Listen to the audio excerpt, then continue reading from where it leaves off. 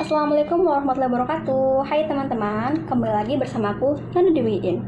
Pada kesempatan yang baik ini, saya akan menjelaskan mengenai prinsip pembelajaran dalam belajar. Tapi sebelum kita memasuki pembahasan dari prinsip-prinsip tersebut, kita mengenal dulu yuk apa sih definisi prinsip dan pembelajaran.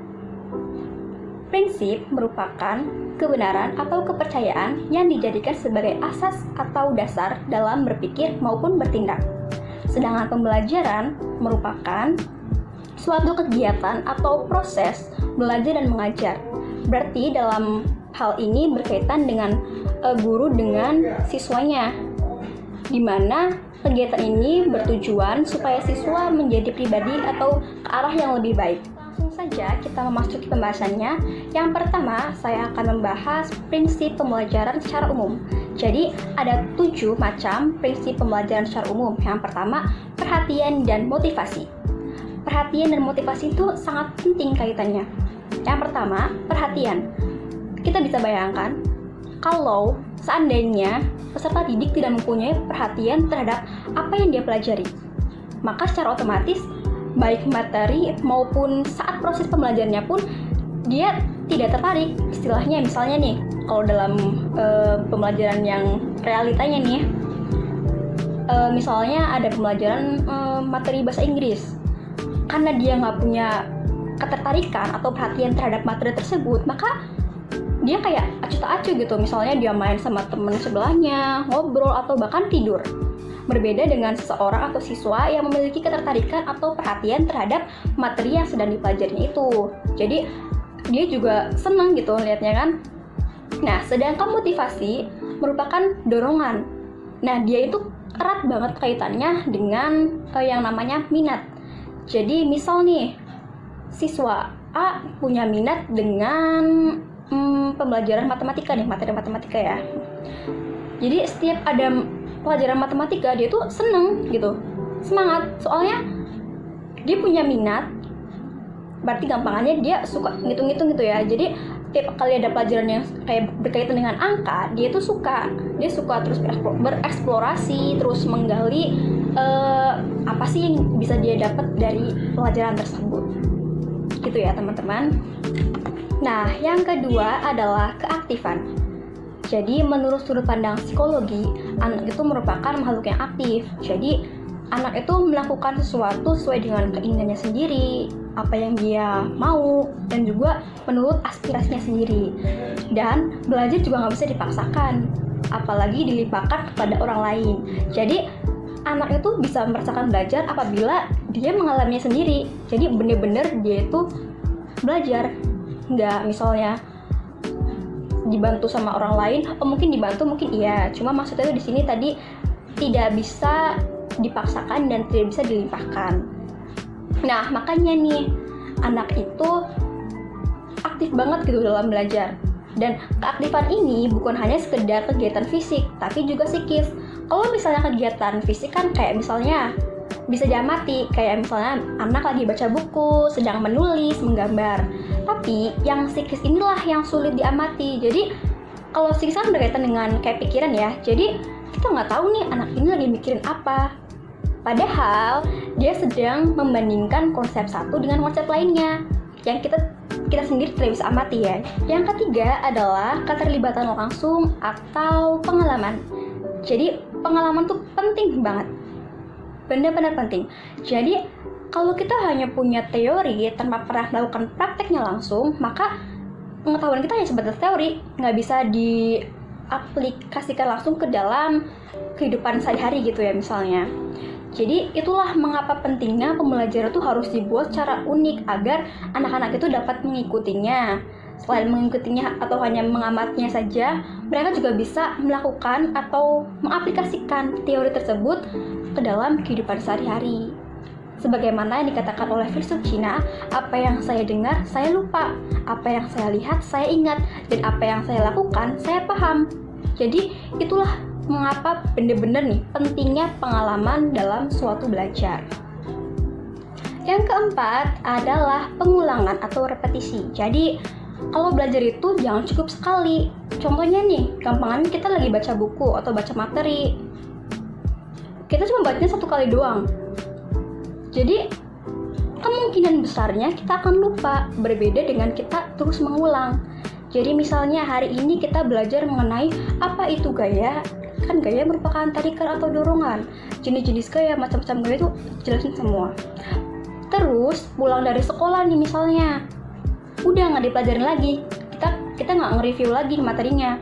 Besoknya kita ditanyain sama temen nih misalnya, bercanda gitu kan, yang ngobrol, kemarin kita belajar gaya itu apa sih? Dia lupa. Jadi ini mengapa pentingnya pengulangan. Jadi kita mengulangi apa yang telah kita pelajari sebelumnya. Itu ya teman-teman. Yang kelima adalah tantangan. Kayaknya tuh nggak enak atau nggak lengkap tanpa adanya sebuah tantangan. Meskipun itu dalam belajar, kita sering banget menemukan kayak challenge gitu ya. Kita dapat materi baru kan. Terus kita dapat latihan soal. Nah kita nggak ngerti. Jadi pernah nggak sih kita ngerasa tuh kayak, ya ampun, aku tertantang gitu, pengen banget ngerjain atau pengen bisa banget gitu ngerjain soal ini. Karena setelah kita menyelesaikan soal tersebut, kita kayak mendapat kepuasan tersendiri. Benar apa benar? Itu pengalaman banget, apalagi kalau mengerjakan soal matematika. Itu aku pengalaman banget ya, karena emang jujur aku juga nggak begitu mahir sama matematika. Tapi ketika aku bisa merampungkan soal itu, meskipun hanya satu, itu kayak udah kepuasan diri sendiri. Jadi itulah, kalau kita dapat nemu soal-soal yang baru atau yang sulit gitu ya, kita jangan ragu untuk mencoba atau bereksperimen, entah itu dengan metode inquiry maupun discovery. Jadi sangat penting sekali menciptakan suatu pembelajaran yang unik, inovatif, dan kreatif. Jadi gitu. Yang keenam adalah balikan dan penguatan. Balikan di sini bukan balikan sama yang dulu, tapi balikan dalam istilah mungkin feedback ya. Jadi balikan di sini tuh penting banget bagi seorang pelajar, karena ketika dia melakukan perbuatan yang berefek baik, maka otomatis dia akan terus mengulanginya. Entah itu misalnya dari perbuatan baik tersebut dia mendapatkan suatu rewards atau penghargaan, entah itu misalnya pujian, apresiasi dari teman maupun dari guru. Sedangkan yang untuk penguatan ini, jadi kadangkala nggak semua dorongan belajar itu sifatnya itu menyenangkan, tapi ada juga yang tidak menyenangkan. Contohnya nih, misalnya aku ulangan dapat nilai jelek. Terus karena dapat nilai jelek ini, aku takut nggak naik kelas dong.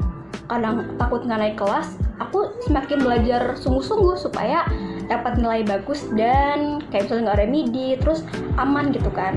Nah inilah yang disebut dengan penguatan negatif. Jadi dari hal yang kita dapat tadi, kan istilahnya negatif nih karena dapat nilai jelek, tapi dari hal tersebut menciptakan suatu dorongan belajar sehingga kita menjadi anak yang rajin belajar.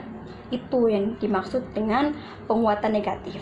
Dan yang terakhir adalah perbedaan individual. Jadi kita nggak bisa nyamain peserta didik satu dengan yang lainnya, karena mereka juga makhluk yang unik dan mempunyai ciri khasnya masing-masing, mulai dari hobi, minat, bahkan status sosial atau latar belakang ekonomi, kebudayaan itu sangat mempengaruhi. Jadi sebagai pendidik juga harus mengetahui karakteristik masing-masing dari siswanya supaya dalam proses pembelajaran dapat berlangsung dengan. Kita sudah membahas prinsip pembelajaran secara umum. Berikutnya kita memasuki prinsip pembelajaran menurut salah satu ahli, yakni M. Robert Galbraith. Jadi beliau ini punya 9 prinsip, dan 9 prinsip ini sering dikenal sebagai Galbraith's 9 Events Instructions. Yang pertama adalah menarik perhatian atau gaining attention. Jadi di sini itu pendidik harus bisa memancing daya pikir peserta didiknya untuk mengikuti apa yang sedang dipelajari. Yang kedua adalah menyampaikan tujuan pembelajaran. Jadi kalau yang ini udah sering banget ya kita alami, apalagi misalnya kita baru masuki semester baru nih atau naik kelas kan baru nih. Terus pada awal-awal pertemuan pasti gurunya tuh menyampaikan nanti pembelajaran kita gini ya.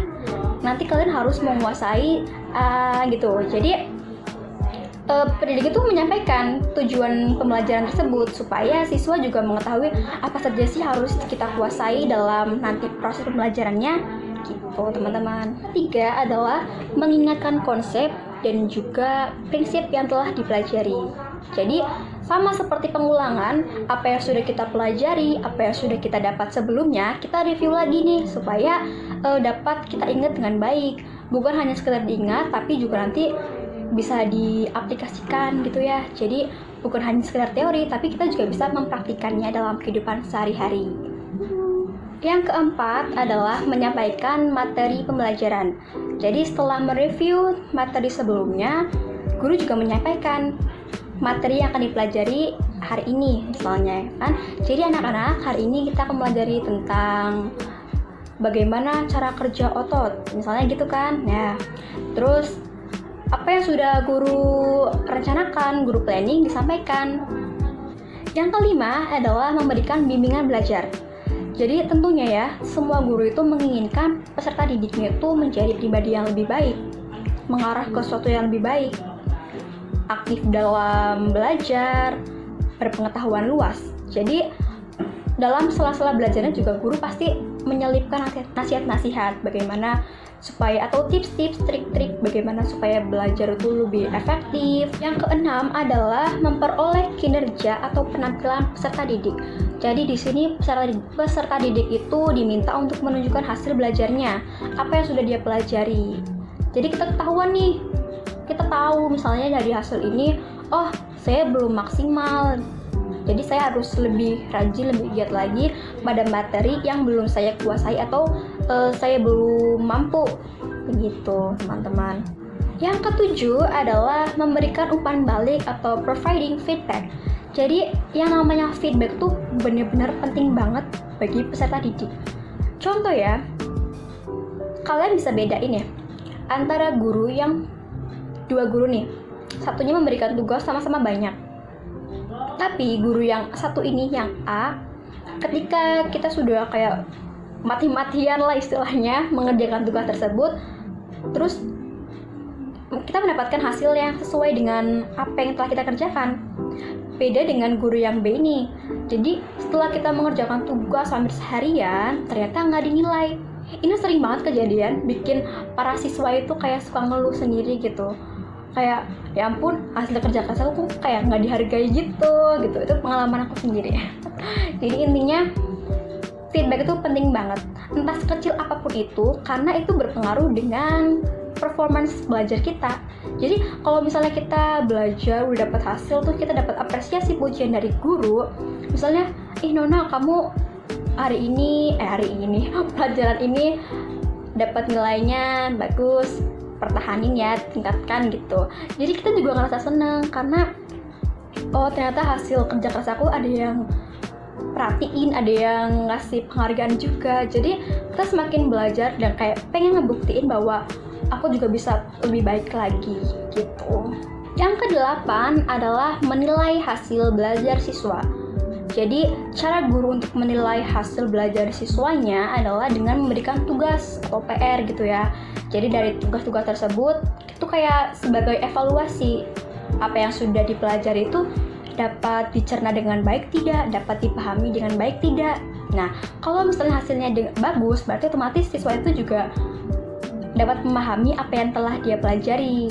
Namun sebaliknya, jika hasil dari tugasnya itu kurang sempurna, artinya siswa tersebut belum menguasai materi yang sudah dipelajari tersebut. Dan yang terakhir adalah memperkuat retensi atau transfer belajar.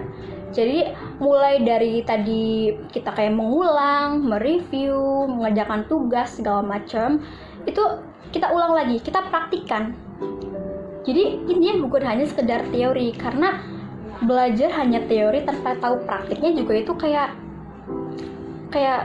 dibilang sia-sia ya nggak juga sih, cuma maksudnya kurang afdol gitu. Jadi kalau tahu teori harus tahu prakteknya. Jadi bener-bener tuh berfungsi banget ilmunya gitu teman-teman. Dengan demikian, dari ke-9 prinsip Gapminder tersebut dapat dikatakan sangat efektif dan juga menarik bagi pelajar. Karena kita tahu tujuan dari pembelajaran itu adalah menyampaikan pengetahuan dan keterampilan yang dibutuhkan bagi para siswa untuk meningkatkan aspek tertentu dalam hidup mereka. Jadi itulah mengapa pentingnya pembelajaran itu harus secara unik, kreatif, dan inovatif. Oke teman-teman, tiba juga kita pada penghujung video. Sebelumnya saya mengucapkan terima kasih kepada teman-teman yang sudah melihat video saya. Jangan lupa di like, subscribe, komentar juga ya, kasih masukan, oke? Dan saya juga minta maaf apabila ada tutur kata yang kurang berkenan dalam penjelasan tadi. Kurang lebihnya mohon dimaafkan, dan jangan lupa jaga kesehatan karena dunia ini semakin kalian tahu sendiri. Pokoknya jangan lupa jaga kesehatan, tetap memakai masker, jaga jarak, dan juga mencuci tangan, serta makan makanan yang sehat dan bergizi. Terima kasih teman-teman. Wassalamualaikum warahmatullahi wabarakatuh. Bye-bye.